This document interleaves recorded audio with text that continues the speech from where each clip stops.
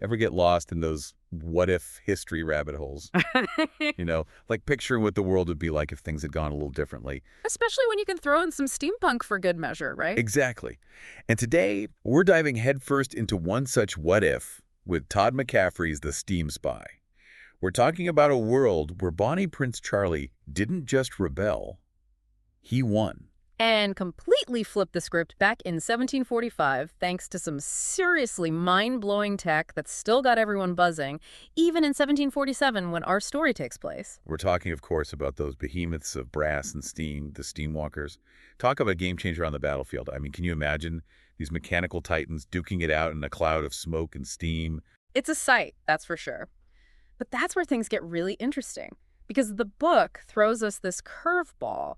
If these walkers are so powerful, why aren't they everywhere? Right. It's like everyone's terrified of them, but also desperate to figure out how to build their own. So McCaffrey drops us right into the thick of it all in 1747 in the Carolinas, where we meet a young woman named Claire. Now, she's first introduced to us as, well, a seemingly ordinary slave. And that, my friend, is where McCaffrey's clever writing really shines through. He uses this initial perception to his advantage, leading us and all the other characters to underestimate Claire's sharp mind. Because let me tell you, she is sharp. I mean, take that chess match with her temporary master, Captain Morton. Oh yeah, the one where he thinks he's got the upper hand? Exactly. He's feeling pretty smug after winning a couple of games. But then Claire, cool as a cucumber, explains how she could have outmaneuvered him at every single turn. It's like watching a master strategist at work, but disguised as someone society deems insignificant. Absolutely. It's a powerful illustration of how societal biases can blind us to true potential. We jump to conclusions based on someone's social standing, assuming they're not capable of such strategy and depth. But Claire turns those assumptions on their head. She's always watching, always listening, always learning, and using that knowledge to her advantage. It really makes you wonder how many brilliant minds throughout history have been overlooked simply because of prejudice. But back to the story. This Captain Morton, he's on a mission, see? He's trying to find the one person rumored to hold the key to building these elusive walkers, a mysterious figure by the name of Danielle Walker. And that name, Danielle Walker, it sends shivers down your spine right from the start.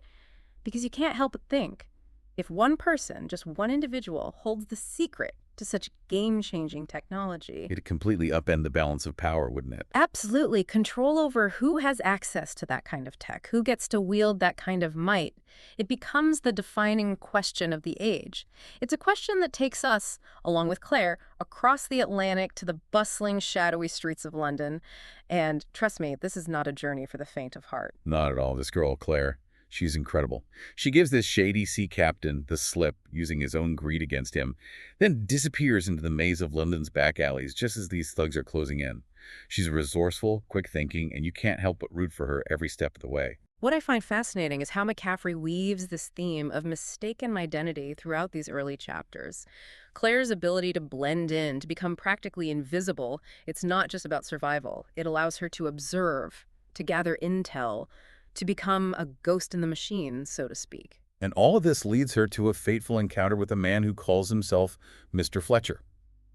He seems kind enough, offering Claire and a very pregnant Bessie shelter and protection, but there's something about him. An air of mystery, something just below the surface. Exactly. And we're left wondering, just like Claire, who is this Mr. Fletcher, really? And that, my friends, is where we'll leave you for now, hanging on the edge of discovery, with the true identity of Mr. Fletcher swirling around us like a plume of steam from a walker's engine. So, that mystery man, Mr. Fletcher, the one with secrets in his eyes, well, get ready for it. Because he's Danielle Walker, the elusive inventor, the one everyone's been chasing after, right there all along, hiding in plain sight. I know, right?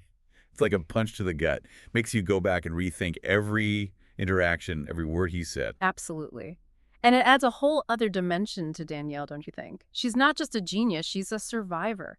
She's had to bury her identity to protect herself, to protect her work. And what she's created at Fletcher Manor, it's more than just a hideout, wouldn't you say? It's a sanctuary for orphans, for outcasts, for anyone who doesn't fit in. It says a lot about her heart. Definitely.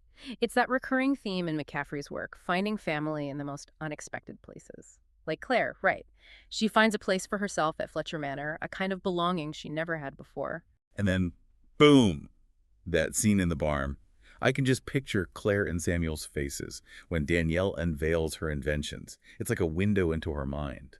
A mind that's not stuck in the past, trying to recreate the walkers, but looking ahead, pushing boundaries. And she's doing it all with a different kind of power, isn't she? Not steam, but the controlled combustion of paraffin oil. It's not just a technological leap, it's a statement.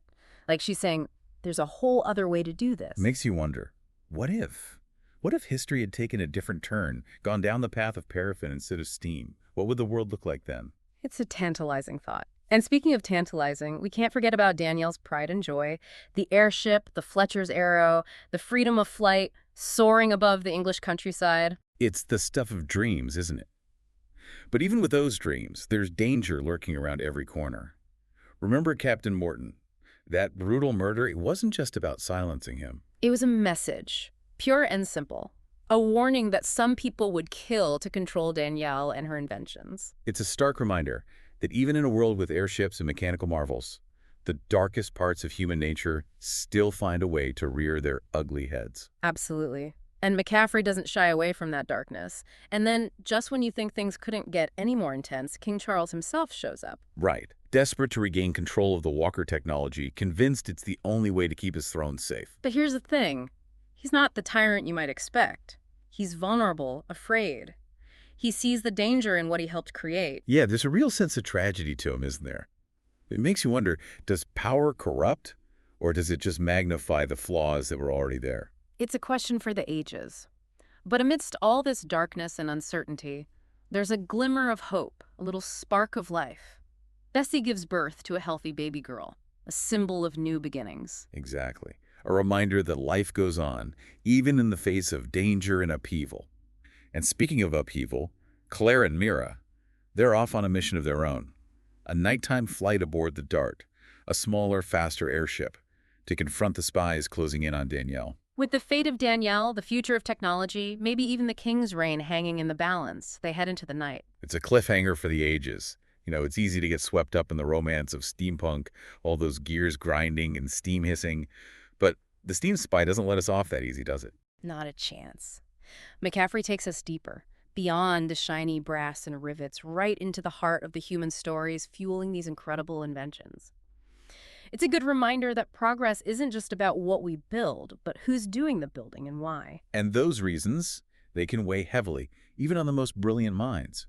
Like Danielle, she's a visionary, no doubt, but she's also haunted by the destruction her inventions could unleash, especially those walkers. Remember that moment with Claire when she opens up about the guilt she carries, the lives lost because of what she created? That's a heavy burden, the knowledge that progress often comes at a cost. And that's where I think Claire's role becomes so crucial. She's not just there to protect Danielle or listen to her worries.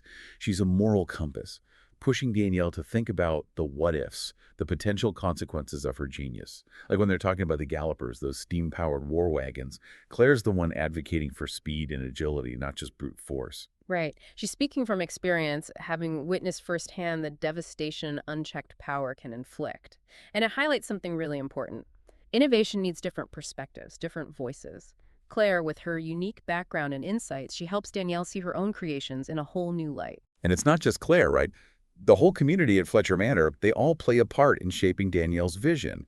You've got Thomas McCardle, the former soldier with his tactical expertise, Mira the mechanic with her intuitive understanding of machines, even young Samuel, eager to learn and contribute. It's like a ragtag family, each with their own past, their own scars, but drawn together by this shared purpose, this belief that they can actually build something better. And that hope, that drive to create a brighter future, it even trickles down to the next generation.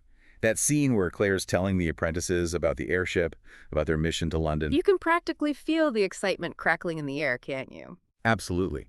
That airship, it represents so much more than just a technological marvel.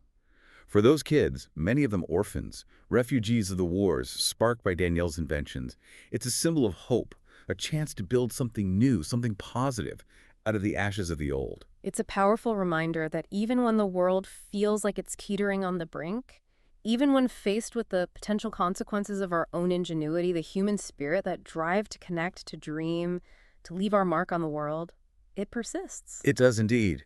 And as we leave Claire, Danielle, and the rest of their unconventional family on the precipice of their daring flight to London, We're left wrestling with one final, lingering question. What choices would we make in a world forever changed by steam and steel, knowing that even the most awe-inspiring creations can cast long and complicated shadows? It's a question worth pondering, and if you're looking for a thrilling exploration of that very idea, I can't recommend The Steam Spy enough. Dive in, get lost in McCaffrey's intricate world building, and discover for yourself what it truly means to navigate a world on the cusp of extraordinary change.